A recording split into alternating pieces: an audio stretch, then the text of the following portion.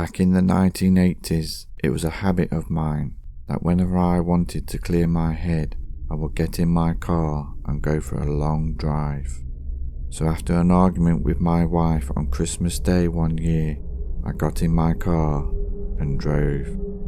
I would just drive, sometimes for hours, never really knowing where I was going to, and sometimes I would find myself totally lost.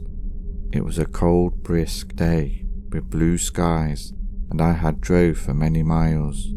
I didn't have a clue where I was, but I remember passing a broken road sign, and as I did so, the sky suddenly turned grey and large chunks of snow began to fall from the sky. I was driving through a village, and as I drove slowly by, I could see people, young and old, stopping in the streets, staring at my car. But even stranger was the way they were dressed, like they were from a bygone age, and there were old bay-windowed shops and gas-lit lamps that lit up the cobbled streets. As I neared the large Christmas tree standing near a clock tower, my car began to chugger, and then came to a halt. I turned the key a few times, but the engine wouldn't start. When I looked up from the steering wheel, there was a pale figure of a woman wearing a long white dress, standing in the middle of the road. I got out the car and walked towards her. She held out an arm and pointed a finger. I turned to look behind me, then turned back to look at the woman, but she was gone. I looked all around me, but she was nowhere to be seen. Then it struck me that not only had the woman disappeared, but all the other people had vanished as well. I turned and walked back to my car, and on the windscreen, written in the gathering snow, were the words, "Go home." I got in the car and turned the key. It started first time. Bewildered and confused, I turned the car around and drove away. As I got further away, in the rear-view mirror, I could see a crowd of ghostly figures standing, watching me leave. Then the town and the people appeared to evaporate slowly into the falling snow. And as I passed by the broken road sign, the blue skies suddenly returned. When I got home, I made up with my wife, and later that night I heard on the news that some people had been killed in a car accident involving several vehicles close to where I had driven to. I no longer go for long drives to clear my head, but no matter how many times I try to find that little old Christmas town, I can't find it, as if it never really existed.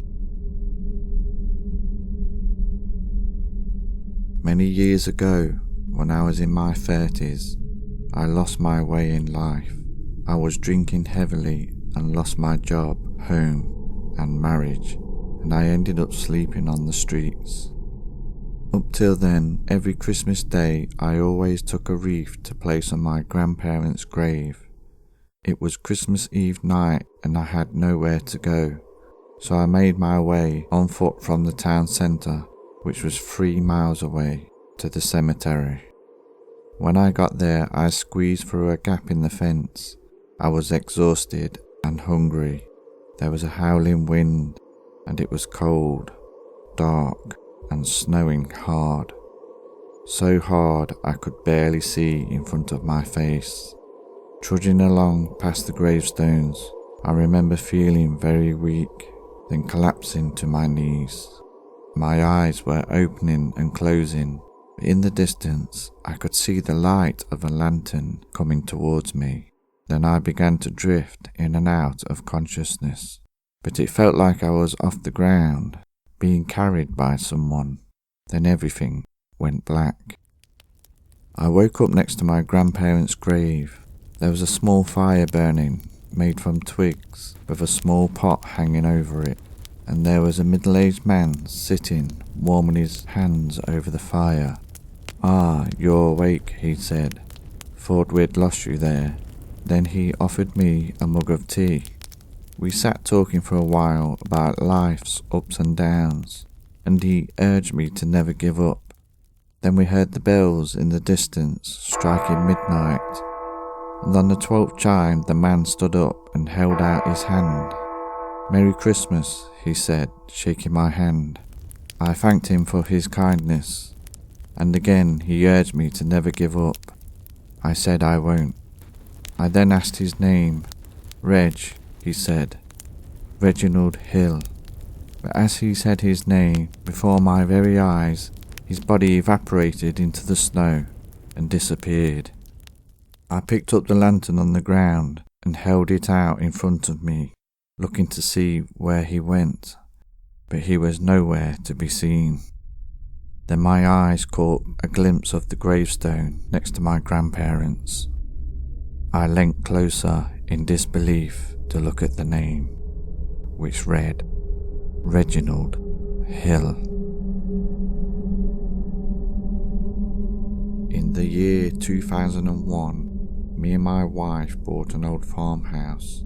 It was quite run down and needed a lot of work doing to it. It was Christmas Eve. The house wasn't yet inhabitable. There was no electric or gas connected, so my wife wanted to stay at her parents'.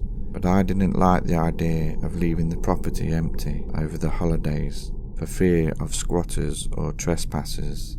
So I decided to stay the night at the farmhouse and travel to my wife's parents in the morning, then return again after dinner.